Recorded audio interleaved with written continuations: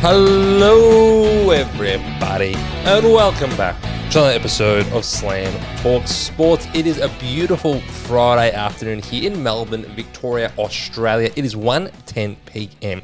and it is time, it's time to talk about some AFL action. We had a big game last night at Marvel Stadium, which I, of course, attended to see my Bombers go down once again.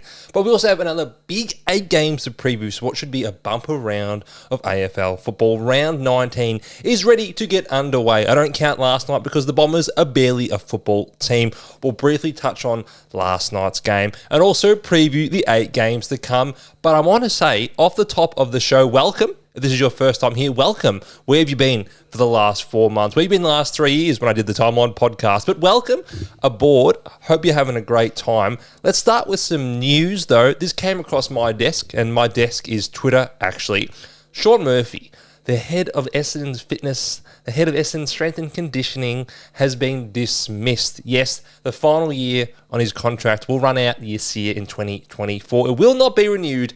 And I think I know the reason why. It's because Essendon have a very large curse placed on their club. They currently have 15 players on their injury list. I would say 10 to 11 of those players are in Essendon's best 23. That is why you're seeing the results like last night. Essendon lose by 40 plus points, and they have the most criticism possible dumped on them, being called an unwatchable football team, being called the cursed club, being called a failed franchise. And that's pretty much, that's fair. That's fair. Essendon can't get a real team on the park. So that's why Sean Murphy has been dismissed.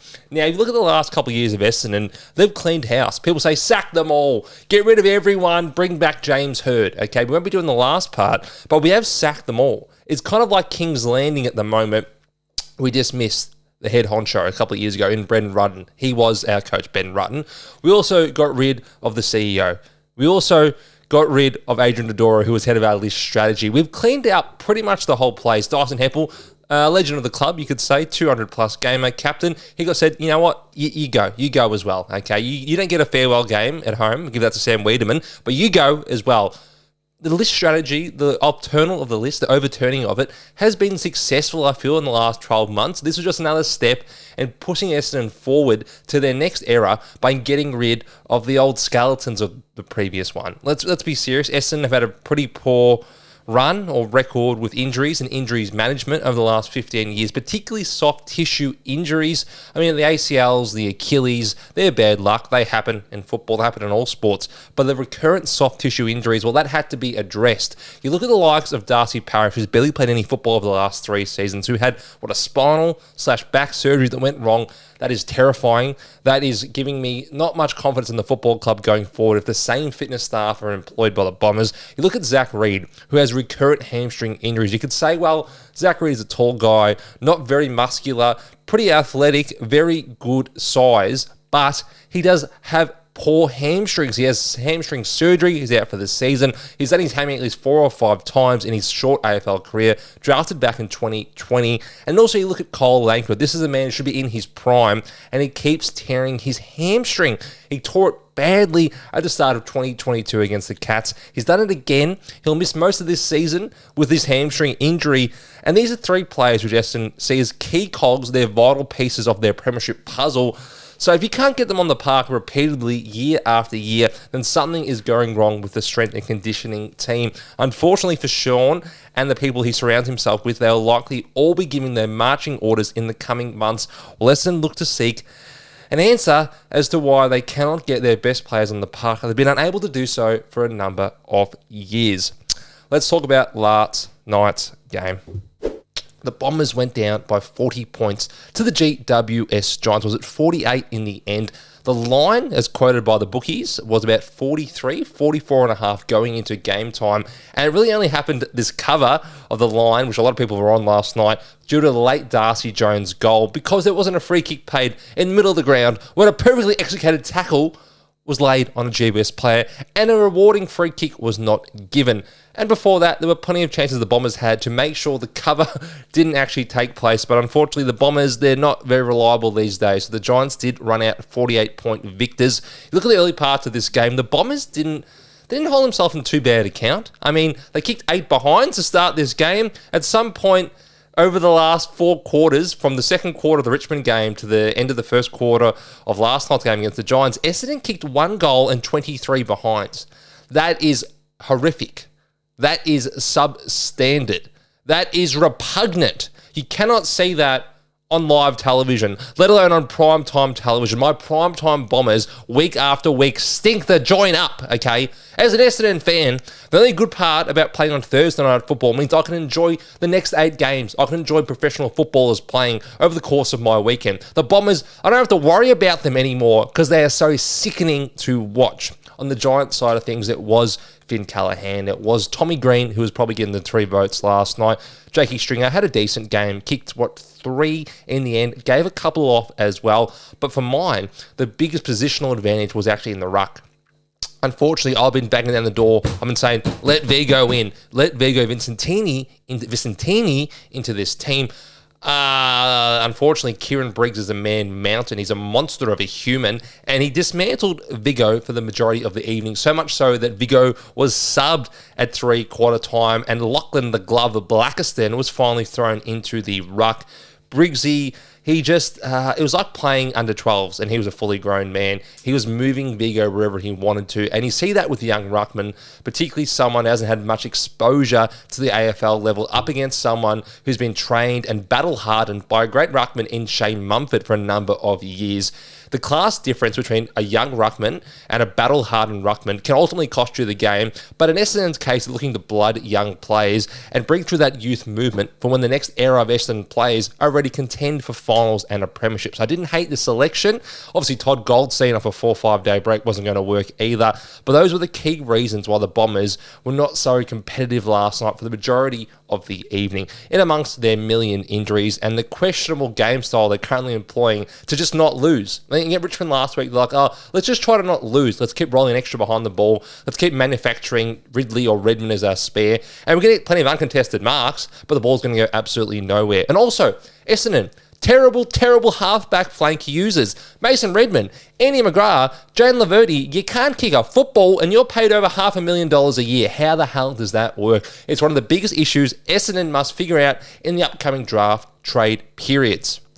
Having said all that, the Giants look pretty good. There have been some good teams over the last couple of months. Essendon are not one of those. But next Friday night, we've got a huge game at NG Stadium where the Giants take on the Swans. One of the biggest games of the year so far. I think we'll learn a fair bit more about the Swannies and the Giants in that one. Bombers somehow have Friday night football again against the Western Bulldogs, who beat us by 95 points a couple of months ago. Essendon kicked 1 or 0 goals in the first half. Yeah, I don't think I'll be going to that one. Yeah, I think I'll give that one a miss. But one I will not give a miss is the remaining 8 games of AFL action about to unfold over a massive round 19. It is big boy month. It is time to get stuck into it.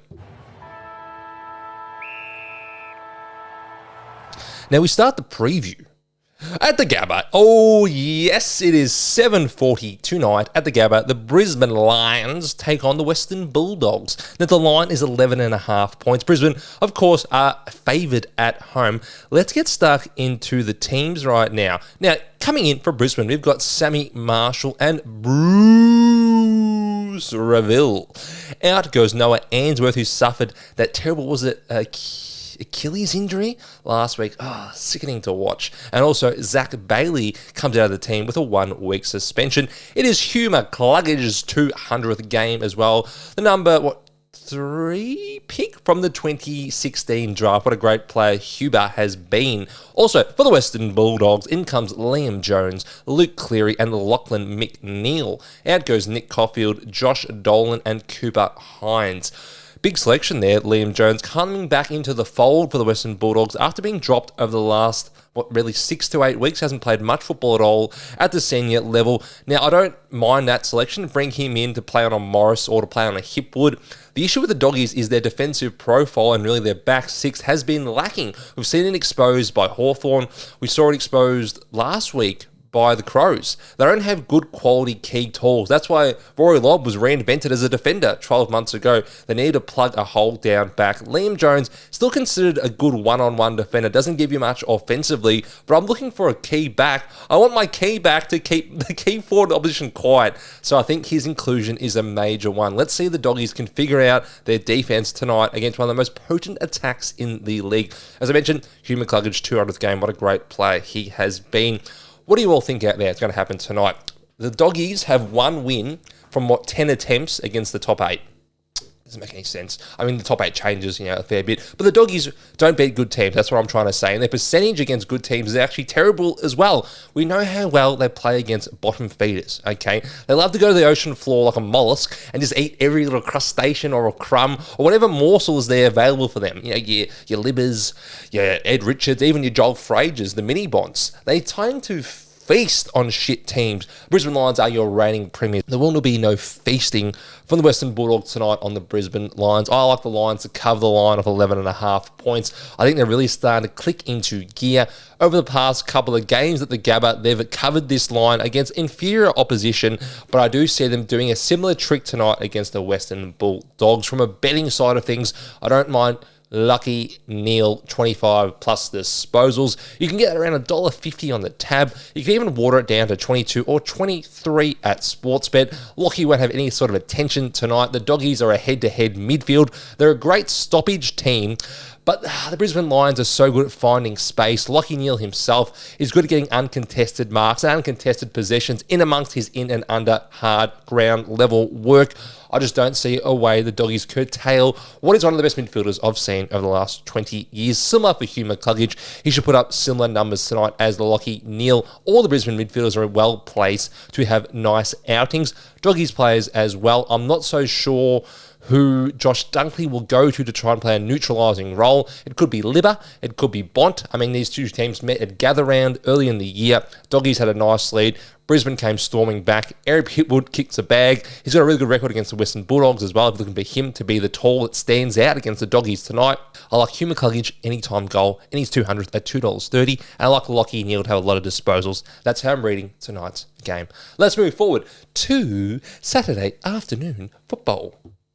Now, there's a couple of games on Saturday. We start down in Tasmania as we've got Hawks taking on Port Adelaide. Now, this is a bit of a grudge match for those that follow football. You know, the Hawkies do not like Ken Hinkley after what he did last year. What's it, you get on your plane? It looked like more like Cleopatra than I do look like a plane right now. But yes, the Hawks and Port Adelaide had a bit of a rivalry over the last few seasons. It culminated last year, of course, of that semi-final where the Hawks just went down to Port Adelaide. But earlier this year at Gather Round, we had another installment of this great rivalry as Port Adelaide thrashed Hawthorn really for 3 and a bit quarters. The Hawks came back to make that margin more respectable. But really, that's the worst I've seen Hawthorn play all season. I know they played poorly against the Pies, maybe a month or so ago. The Pies really dismantled them on Friday night footy. But that game in Adelaide, Hawthorn went down like a limp fart. Okay, at no point did it look really competitive or they had a chance to win. This is going to be different. This is going to be way different, everybody. Hawks have made 3 changes. In comes Mitch Lewis returning since his first game since his ACL last year in Geelong against Geelong, what was a bad loss. Great to have Mitchy Lewis back in the fold. Long seen as the number 1 key position player at the Hawks, just been unable to get on the park in recent seasons. In comes Jack Scrimshaw, who has returned to Hawthorn's back 6 after missing a little bit of time. I think he's even been playing VFL recently, so Hawks go with a different structure. They've got a few more tools in their defence to see how that works down in Tassie. And also comes in Bailey McDonald. Out goes Marbio Chol, who has suffered an injury. Out goes Giath as well. And out goes Cam McKenzie, who's had a little bit of discussion in the media during the week about his dropping form and potentially looking for another club. Sam Mitchell poo-pooed that during the week, and so did Cam. But unfortunately, Cam's also been dropped after having a really good game against the Giants down in Tassie early in the year. On the Port Adelaide side of things, in comes Logan Evans. Anyone saw my TikTok, Logan Evans, in comes Jackson Mead, in comes Dylan Williams. Must be some big outs here. Out goes Connor Rosie, the captain of the Port Adelaide Football Club. Out goes the horny one, Jason Horne-Francis, JHF, and out goes Willie Rioli, who has been omitted. Interesting that Willie's been omitted in what was a grudge match for the Hawks. You all remember him using the ball and taunting the Hawks players over at Gather Round. Remember his social media comments about Hawthorn and how they disrespected his father, disrespected his family. He took aim at Jason Dunstall and his Hall of Fame speech. So there would have been a little bit of feeling in this game between Willie and the Hawks, but no, he's been omitted. He's been in shocking form, I must say, over the last couple of weeks. Now, as I said before, Scrimshaw comes into Hawthorn's back six. Interesting. So you got Battle, you got Barras, you got Sicily, and you've got Scrimshaw down there. Does that mean that Sicily potentially goes forward more? Do they use someone else in the forward line? I mean, 4 talls is interesting because you look at Port Adelaide's forward line, you've got Georgiades, you've got Ollie Lord as a tall, you've got Lukosius. So they've got really 3 natural talls. Not too sure where Scrimshaw plugs in here, but I think he's a decent player, Scrimmy, so I'm sure that Mitchell will figure that one out. The line, as I said, is 30.5 points. I'm pretty content to be on Hawthorn in this one. They've done a little bit of damage down in York Park in the past. I know they smashed North by like 90 or so points about 3 or 4 weeks ago. Port Adelaide are much more talented than North, but with these injuries, I could see the Hawks easily covering that line. Supercoach wise, I don't mind Zach Butters as a VC in this game. Didn't mention tonight's game, which is the Doggies and the Lions. Bont as a VC is okay. His record against Brisbane is actually pretty poor of recently. He hasn't got 100 at his last 2 games, so I just worry about Dunkley putting some attention into him. So Butters is a safer VC, in my opinion, just because Hawthorn put no attention into any other midfielder, and they haven't done so for a long period of time. I mean, Finn McGuinness was tagging a couple of years ago, but that's really petered out of their game. They're not using that strategy anymore. They're really employing a team-first midfield collective strategy where we win our own ball with our brand and our own style, not worry about the opposition and what they want to do. So Butters VC is an option for me. But of course, my C will be coming up in the next game. We'll move forward to Saturday Twilight Football. Now, Saturday at the SCG, we've got the Sydney Swans hosting the North Melbourne Football Club. These are your ins and your outs for this one. The line is 40.5 points the Swannies' way. In for the Sydney Swans comes Dane Rampy, who's recovered from a calf injury. And in comes Peter Laddams, who could potentially give Brody a bit of a chop. Who could potentially giving Brodie Grundy a chop out in the ruck, but I think he's more a tall forward marking target. Out goes Tom McCartan, and out goes Aaron Francis. So I'm thinking Laddams is a replacement for Francis. Rampy is a replacement for McCartan. Laddams played earlier in the year, and his ruck contest percentage was low. I mean, Grundy still attends almost all the ruck contests he's on the ground for. So if he's come off for a little spell, Laddams goes on the ruck. Otherwise, Grundy's in the guts. Excuse me. Sorry, latte, once again. For the North Melbourne Football Club, in comes Luke Davies-Uniacke, in comes Callum Coleman-Jones, in comes Bren Teagle, and in comes Zach Banch. Out goes Finbar Maley, out goes Tristan Sherry, out goes Bailey Scott, out goes Robert Hanson Jr. Zach Banch will make his debut, and there's Will Phillips' 50th game, the former top 5 pick from the 2020 draft as well. Yeah. I see this as a bit of a beatdown. I obviously know Nick Larkey still fit to return for the North Melbourne Football Club. I just don't see a way North get really close in this one. Sydney have a great record against North Melbourne. They smashed them earlier in the year at Marvel Stadium. What was a really uncompetitive game of football, and that didn't include Callum Mills or Errol Goulden playing for the Sydney Swans. I just see Goulden having 25 touches. I see Mills having 20. I see Blakey having 20. I don't see it being a high-pressure game. Sydney, they're just going to march on. They're trying to play finals right now. They're not exactly a great team, the Swans. They're an outside the 8 team. They can compete with just about everybody. Not going to beat everybody, but should beat the teams below them. And they're ascending. North don't seem to be going that right path. With Tristan Sherry out, I worry about their midfield. I know how well North's midfield has played over the last 2 months. They've been a great stoppage and clearance team, but Tristan Sherry is the major reason why they're so good. He grabs out the ruck. He's so physically imposing, particularly playing a Teagle and a CCJ against a Brodie Grundy. That could spell disaster for North Melbourne. I'm pretty content that the Swans win. Do they win by 40? I think it's going to be around that margin. As I said, Goulden, Mills, and Blakey. Other players I want to be playing around with in my disposal multis. Let's move forward to Saturday Night Football. It is Carlton taking on Melbourne. Yes, Carlton are going to go to the MCG and hopefully get a win for their fans. They haven't seen too many over recent weeks. For the Carlton Football Club, in comes Adam Sard, who has recovered from his concussion he suffered against Port Adelaide a couple of weeks ago. In comes Francis Evans, and in comes William White. Out goes Alex Shinkotta, Orazio Fantasia, and Mitchell McGovern, all injured. So we're thinking that Sardi comes straight in for Shinkotta, I guess. Francis Evans maybe also plays Shinkotta's role. Will White, he's more of a forward, I think, so he'll play probably Fantasia or McGovern's role. It's really a junky sort of Blues lineup here because you've got Akers still playing as an emergency. Not playing, he's outside the team. You've got O'Keefe as an emergency, and you've got Jordan Boyd as an emergency. I know the Blues fans are crying out, like, where is Boydie? He's maybe the best kick in the team. We're struggling out for good users. Why is he not playing? I understand that. Yeah, it's an awkward fit right now, Carlton's lineup. On the Melbourne side of things, in comes Stephen May, in comes Harry Sharp.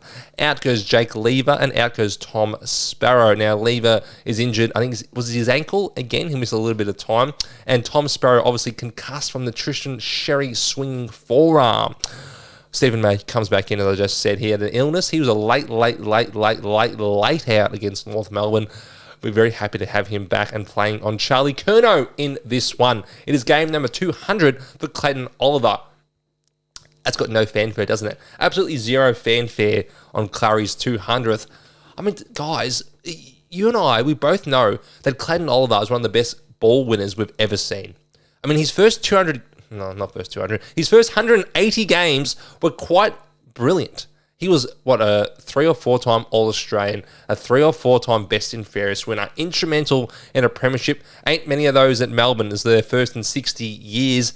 And quite simply, outside maybe a Tom Mitchell or like Gary Ablett Jr. Shaw, but these guys, like Clayton Oliver and Titch, are some of the best pure inside ball winning mids we have ever seen. If you throw the ball out there and you got 3 or 4 blokes all going for it, he'd be a number 1 option. Prime Clayton Oliver, at the bottom of the pack with his big arms, his big hands, and his ability to handball that freaking ball out made him so damn special. What a contest beast he has been. Unfortunately, that player doesn't seem to exist anymore.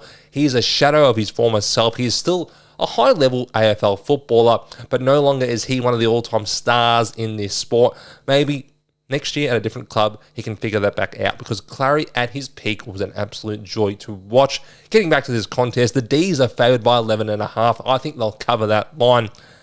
I just got no confidence in Carlton right now. When they lose by 40. Now, they lose to superior teams, okay? I don't think they've lost to a team they thought, oh, geez, we're actually, even with our injuries, we're actually better than them. Melbourne, about the same level as Carlton. Let's be serious. They're both shit teams. They're both bottom 6 to 8 teams.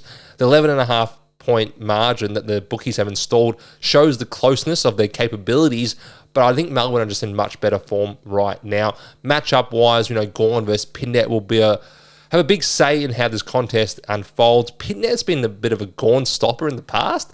He has a good record against him, particularly when he's at Hawthorn as well. But I just think the D's will find a way in their front half to challenge the Blues back 6. Now, the Blues back 6 has been one of the best defensive units over the last 4 or 5 seasons. Really, since Vossi came in, they've been a strong defense led by Wiedering. But those margins are blowing out every single week. They don't have the same cattle back there. They're not performing as well as a unit. So I see the likes of Cozzy Pickett and Jake Malcolm ultimately having a big say in the result in this one. The D's will get home. Betting-wise, I don't mind Georgie Hewitt, 25 plus disposals. He's been the most consistent midfielder at the Blues. He consistently gets the ball off the ground, feeds it out and gets it to the better users, even though there aren't many of those at Carlton. And also don't mind Adam Chera for 20 plus disposals. He's had this margin, he's hit this mark in 4 of his last 5, 25, 20, had like a 17 in there, but really, he's been one of the highest possession getters at Carlton, and especially with Sam Walsh out, Patrick Cripps a little bit hindered by injuries, Chera has to be one of the main reasons that Carlton are competitive on Saturday. And there's one other one. I wanted to mention, but the odds have fluctuated a little bit. Tom De Koning, anytime goal. It was $2.50 2 days ago. It's now into about $2. If you really like TDK and you think that the matchups present themselves okay in this contest, then sure, you can jump on him. Charlie Kerner will most likely get the Stephen May attention. So all it takes is TDK to have one little half chance and kick a goal, and it can double your odds in your multi. But having said that, it's only $1.70 now on Sportsbet. I'm not as enthralled with it as I was a couple of days ago, but TDK will most likely have opportunities and targets in this contest. That's all for that game. Let's go to the other side of Australia. Let's go west to see the West Coast Eagles host the Richmond Football Club. Now, the margin, the line is only 4.5 points. Do you know which way it is? It is the Eagles that are favoured in this one. The Eagles are 4.5-point favourites at home. They've won one game all year, and it was against St. Kilda. These are the ins and the outs of the West Coast Football Club. In comes Liam Flan. Also comes in Tim Kelly, who was dropped to the waffle, but is straight back in. And Jack Petroselli returns to the West Coast Eagles side. Out goes Elijah Hewitt, who's had a very fine season. He will be managed. Out goes Noah Long, and out goes Malachi Champion. On the Richmond side of things, there are no ins and the outs. A settled team after their big win against Essendon. I say big, even though they scored 40 points, because it was a really big win for the football club to get what was their 4th or 5th victory of the season. This is a team, this is the club that we all thought would go winless. Boy, do we show that we know F all about football. And just quickly, before I talk about this game, does anyone actually listen to the radio rather than watching games on like a Sunday afternoon? This makes me weird, I know. But so often, you get like an Adelaide playing, Port Adelaide playing West Coast, which we had last Sunday. Do I really need to watch that? I mean, the commentary crew, they're here. They might as well be in South Melbourne. They're not really that invested in the game. Obviously, the game's going to have some twos and fro's, but the most likely the favourites are going to win the contest in the end. I'd rather listen to it because you get more insights from the people on the ground. So if I'm listening to the 5AA commentary of Port Adelaide and West Coast, I'm hearing local broadcasters, local commentators, and local legends like, you know, your Taylor Walker, or like, I'm not sure what other Port Adelaide players. You get Burgoyne on there sometimes, not necessarily on the radio, but they give more of an insight on what the players are like playing in their state or former teammates. And most importantly for me, besides all the commentary, they turn these damn mics up all the way. So you feel like you're at the game, like you're listening to it, like you're in the seat there at the brilliant Adelaide Oval, rather than being so detached on the other side of the country with a commentary team that's pretty much next door to you. It just doesn't feel the same. Listening to the radio, I feel like it's a more encompassing and engrossing overall experience for the footy fan, but hey, that's just me. Getting back to this contest, West Coast are the slight favourites, but I don't mind Richmond. I mean, seriously, Richmond made no changes. I know Noah Bolter's still out, Tommy Lynch is still out, but realistically, are those massive outs to the Tigers in the big 2025? Lynch is at the very end of his career. Bolter is still a nice player. He's got a long contract. He can fill a need for the Tigers. But West Coast, Jesus, they've still got no Waterman. You got no Allen. You got no Jeremy McGovern, of course. I find it hard to tip them. Hewitt's a good player, and they've managed him. So unless it's a Harley Reid masterclass or Jamie Cripps or Liam Ryan, just go off in this one. I'm not sure where the talent, where the quality is coming from West Coast. I know Richmond still have quality on their list. They've still got Jacob Hopper. They've still got Dion Prestia. They've still got Timmy Taranto. They've still got Toby Nankervis. That is a big advantage in the most important area of the ground when you have two average teams. You've got one midfield, which has got premiership players in Nankervis, or you've got veterans in Hopper and Taranto who've done the job for years on and years out. Against kids, against Brady Hugh, against a West Coast Eagles midfield that doesn't have Jack Graham, against Harley Reid. That, for me, is their nice point of difference. So I'm tipping Richmond in this one to get another win this season. Betting-wise, I didn't mind Taranto and Hopper to both have 25-plus disposals. Go up against a weak West Coast Eagles midfield. They just had this mark against Essendon. I think they'll do similar on Saturday night. Let's move forward to the Sunday games. Now, the first game on Sunday is down at the Cattery. Yes, down the Geelong Highway. We've got Geelong taking on St. Kilda. Now, the line in this one is 37.5 points. But we know that St. Kilda have a decent record against Geelong. They beat them earlier in the year, but their record really relies on their Marvel abilities, okay? They're quite good under the lid at the Telstra Dome. Telstra Dome. Ooh, so it's Marvel. Then it was it used to be Telstra before that? Then was it Colonial? I'm missing one in there. Telstra Dome, Colonial, Marvel Stadium. Tell me I'm missing one of these credible names for this shithole ground that we have out in the Docklands. But yes, Geelong playing St. Kilda. In comes Sam De Koning. In comes Tyson Stengel. In comes Mitchell Nevitt. In well, that's it. There's no outs yet for the Cats because they're so loaded. For the St. Kilda team, in comes Zach Jones, in comes Ryan Bones, in comes Darcy Wilson, in comes the super boot, Ari Shonmaker. Out goes Dan Butler, who suffered a gruesome injury last week. Was it the elbow and went to places that an elbow shouldn't go. Milestone side of things, the Cats have Ollie Dempsey playing his 50th game, the rising star winner from last year. What a great player he's emerging to be. And for St. Kilda, Callum Wilkie, the accountant. Yes, 150 games for the All-Australian Callum Wilkie. What a great pickup he's also been for the St. Kilda Football Club.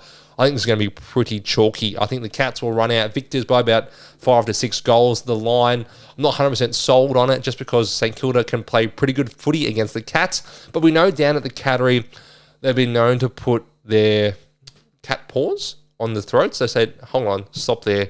Just shut up for 1 second, let Jeremy Cameron kick 10 goals in a row. Okay, that might happen at some point in this game, or it could be Grant Mars or Bradley Close or Shannon Neal, which take a hold of this contest. But at some point, the Cats are going to have an avalanche of 5, 6, 7 goals, which puts it to bed. Betting-wise, no one I'm too enthralled with in this one, just because the contest could be quite one-sided. I do try to stay away from those sort of games. And really, the odds are not good. After last week's disaster up at NG Stadium, when Jeremy Cameron kicked 1 goal, 2, and he needed to kick 2 goals for us to win a boatload of money for slam slips. I'm not too enthralled about the Cats and their betting propositions for the rest of the season, or at least the rest of this week. Let's move forward to Sunday afternoon at the MCG. Now, this is a big one. For me, this is one of the biggest games of the weekend. Potentially the biggest game of the round is after this one over in Adelaide. But we start at the Melbourne Cricket Ground with Collingwood taking on Fremantle. The line is 20.5 points. The Pies are, of course, favourite at their home turf. In for the Collingwood squad is Charlie Dean, Patrick Lipinski, Brodie Mahachek, William Parker, Ed Allen, and Beau McCreary. Out goes Jeremy Howe, Dan Houston, and Timmy Membry. On the Fremantle side of things, in comes Hayden Young, Neil Erasmus, and Brandon Walker. Just retreading over those ins and outs on the Pies side of things, we expect Charlie Dean to come in for Jeremy Howe, who suffered a groin injury. I expect Patrick Lipinski to come straight back in, maybe even for a Houston or a Membry, a crucial part of their squad. And Brodie Majacek, probably most likely for Membry, is the straight swap. But then you've got Will Parker, Ed Allen, and Beau McCreary all on the fringes of the squad. I think Beau McCreary is a good chance to come back in, a very good chance. I'm just unsure who will come out at this stage. We'll know more at 5 p.m. On the Freo side of things, Hayden Young is the big one there. Youngie has missed, the last 4 months with a hamstring injury. He's their point of difference. He's their strong, quick, goal-kicking midfielder. A bit different to your Brayshaws and Sarongs. Great to have him back in the fold for the Freo Dockers. He's sure to have a big impact in the last couple of weeks of the season. They hope to propel themselves towards a final. Now, how are we all reading this one? I think the Pies will cover. I think the Pies are clearly the better team, but I also know Fremantle are going to be playing for a hell of a lot. If they can win this game, they pretty much clinch finals. Because after winning last week against Hawthorn, this is now the big one. They can win both these 2 games out of turn. That's like, 8 wins in 9 games. And people like David King saying, sack JL, sack everyone. This list should be way better. Well, okay, if they're playing finals, then what's the big issue? They should be top 4. They're not better than Adelaide. They're not better than Brisbane. They're not better than Collingwood. Okay, Cats, maybe?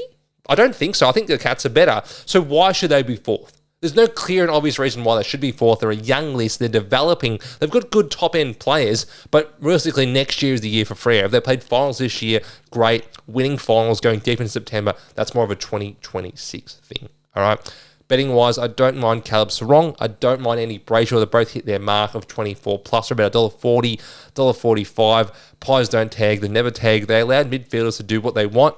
Now, if that includes them winning the game, that might happen. But realistically, they're just going to get a lot of disposals, Brayshaw and Sarong. Last week, we saw Noah Anderson have 30. We saw Rowell have, in the mid-20s. We also saw Flanders and Humphrey have CBA bumps. So I don't really think there's any other players outside Brayshaw and Strong I want to bet on, but there could be other midfielders which have good days against the Pies because they allow you to get the clearances, and then what they do once they intercept the ball through Moore, through Darcy Cameron, through Jeremy Howe when he's healthy. That's what they do. That's what they really hurt you with. It's their back half transition. It's not what they do in the guts. You can get these contested possessions, you can feed it out, you can kick it long, you can handball it, okay? They'll allow you that, but what they do with the ball when they win it back, that's what makes them so damn dangerous. That's why I don't mind Sarong and Brayshaw to both have a few touches on Sunday afternoon. Also, Josh Dacos in ripping form for 25 touches. You get him about $1.35, $1.40. Not bad for a man who could potentially be thrown to the midfield at some points as well and just have 15 touches in a quarter. He's that damn good. Jay Koss. Also, Nick Dacos, probably stay away from him. They've already flagged that a Corey Wagner tag could potentially be employed on Sunday afternoon. He did it to some effect when they played them earlier in the year. Now, the Pies won that game easily over in Optus without some of their veterans, okay? The Pies are just that good of a machine. They just keep on motoring. But I still think Wagner could potentially lower the disposal count for Nick Dacos. So you might see him play a little bit more forward. Kicked a goal against Wagner earlier in the year. Could kick 2 or 3. Who knows? Who knows? But disposal-wise, I'd be staying away from Nick Whisper Dacos. Let's move forward to the last game of the round. It's got two of my favourite teams. Almost wish they weren't playing each other this round because I love watching them both so much, and they're both such great teams to bet on because they're a bit predictable. Like, they're predictable in the roles that each player has and what they're likely to give up to the opposition. We start the preview of the final game of the round. Let's get into it. It's Adelaide taking on the Gold Coast Suns. Now, we are at the Adelaide Oval, and the margin or the line is 15.5 points currently. I think that's changing. It might be 16.5 now, so we'll go with 16.5. The Crows are favoured by. And what is a huge game against the Gold Coast Suns. Ins and outs for Adelaide. In comes Nick Murray, Luke Nankervis, Hugh Bond, Luke Pedlar, and Chris Burgess to their extended squad. Burjo and his catchphrase. Out goes Jordan Butts and Braden Cook. And on the Gold Coast side of things, in comes Sammy Collins, Ned Moyle, Neddy Moyle. In comes Leonardo Lombard, the son of former, was it Strikeforce or Pride middleweight champion Leo Lombard? Yes. Hold on, just bear with me, guys. I'm just going to search what actual weight class Leo Lombard competed at. Now, good player. Sorry, Hector Lombard. So that's a funny story, isn't it? That Leo Lombard is playing AFL football, and his dad was a Cuban-Australian professional mixed martial artist who competed at welterweight, middleweight, and light heavyweight. Now, most famous for being the Bellator middleweight champion. I got that completely wrong. He was the Bellator middleweight champion. And his son is in the extended bench. How crazy is that? Also, coming in for the Gold Coast Suns extended bench, we have Ben Jepsen. And, hold on, this thing isn't even showing. 1 second. Let me move that down. Yes, Ben Jepsen comes into the extended bench. And out goes Took Miller, of course. Now, Tookie has suffered a hamstring injury. He'll miss the next 3 to 4 weeks. You could see a bump for Bailey Humphrey or Sam Flanders into the CBAs and midfield mix. Now, Flanders has played more of a very much an outside half-forward role, which is shithouse for super coaches. It's shithouse for gamblers as well. But we know what he can do when given that inside midfield role. He was a possession pig last year. Dimmer even said, get him in your super coach teams because he's going to go absolutely off this year, and he did in 2024. He could be the one that replaces Took for the next 4 to 5 weeks, but I'm not going to try and read Damien Hardwick's mind, okay? All I know is that he's very, very angry at everyone at all times, and he's better than you. Okay, that's all I really know. I'm not going to argue with it, all right? Now, as I said, the margin's 16.5, so we think it's going to be a close contest. Let's rewind. Let's turn our mind and our eyes back to, was it round 2 or 3? There was a game on the Gold Coast. It was a Saturday afternoon game. Now, unfortunately, I didn't see the first 3 quarters. As one of my great friends, David, was getting married to his lifelong love in Stephanie. But it was a great, great contest that the Gold Coast just won. Now, it was a little bit contentious in the end. Sam Collins kind of tackled Isaac Rankin, who didn't have the football. Potentially, Isaac kicks that goal and settles the game against his former club. But at the end of the day, it was the Gold Coast that ran out of victors. Riley Thilthorpe kicked 5 goals in that game. He absolutely monstered Sam Collins. Now, the filthy one will surely have a big game as well on Sunday. But he could have a little bit more attention from Mac Andrew in this one. Now, Mac was mouthing his mouth off. He was chewing his mouth off. He was given plenty of choice words, is how I should say, towards Thilthorpe and the Crows in that one. He could potentially face a couple of boo boys from the Adelaide fans, but more importantly, it could be a really gripping contest between some great key forwards and some great key backs. I'm tipping the Crows at home, of course, to get the job done. Betting-wise, I don't mind Jordan Dawson and Noah Anderson to hit their disposal marks. Adelaide don't tag. Gold Coast don't tag. They both back their midfield and their system to get the job done. So I just think it's going to be a really enthralling and exciting contest. I don't mind the Keys. I don't mind Philthorpe and Fogarty to both kick a couple of goals, but it is a little bit risky. I know weather-wise, we could have a little bit of rain on Sunday. Nothing too much to worry about just yet. But I'm probably going to stick around the disposal markets and maybe a Filthy or a Foggy to kick 1 or 2. Well, not 1 because I'll pay nothing. Probably a Filthy or a Foggy to kick 2+ goals. But I have a little bit more closer attention to that as we get to Sunday. And I'll post any bets I'm interested this weekend on my Instagram at Slam Talk Sports, on my Twitter at Darcy_Duncan21. That's it for the preview. That is it for the Thursday night recap. Now, finally, before I let you go, of what was a big preview for AFL round 19, let's talk about the sports that's on this weekend. We've got the British Open on at the moment. Now, the leader is a man I've never heard of. Now, just bear with me, people. What is his name? He is it Olsen? So, the Olsen brother, as opposed to the Olsen sister, he's 4 under at the moment. We've got another person I've never heard of, Lee Hatong. I didn't mean to do an Asian accent. That wasn't racist. His name's Lee Hatong. He's also 4 under. Fitzpatrick's 4 under. How do you say that? Bezuidenhout, he's also 4 under. And so is English. That was an easy one. English is 4 under. So none of those players, apart from maybe Fitz, can probably win the whole thing. But it's a very exciting contest down at Port Rush, Northern Ireland. I love watching the British Open. You know why? Because it starts at 3:30 in the afternoon here in Melbourne. So you can watch it for like 15 hours in a row. Royal McIlroy took about 25 hours to do his round last night. That's how long this thing bloody takes. But I don't mind golf. I don't mind sitting back, having a drink, having a coffee, watching with my old man and saying, wow, these guys are really good at golf, and this is, it's not all the way boring sometimes. It sometimes is actually watchable. So that's my take on golf at the moment. But besides that, you've got a little bit of rugby on this weekend. Was it the British and Irish Lions playing against the Wallabies at Suncorp on Saturday night? Could have a similar score to Essendon from last Saturday night. Also, you've got the rugby on. The Storm are playing on Saturday night at Amy Park. Yes, Amy Park from Amy Park, so I remember that one. Besides that, it's mainly just footy and rugby on this weekend. No other major events outside the British Open. Hope you all enjoy what is a big weekend of sports. I'll be over at Slam Talk Sports talking all about it as I only know how to do. Enjoy the weekend. Make the right Supercoach calls. I'm captaining Brodie Grundy. I don't need to say that any more times. He is the chosen one. And most importantly, have a good time. Enjoy your friends. Enjoy your family. Love the sport. And I'll see you all next week.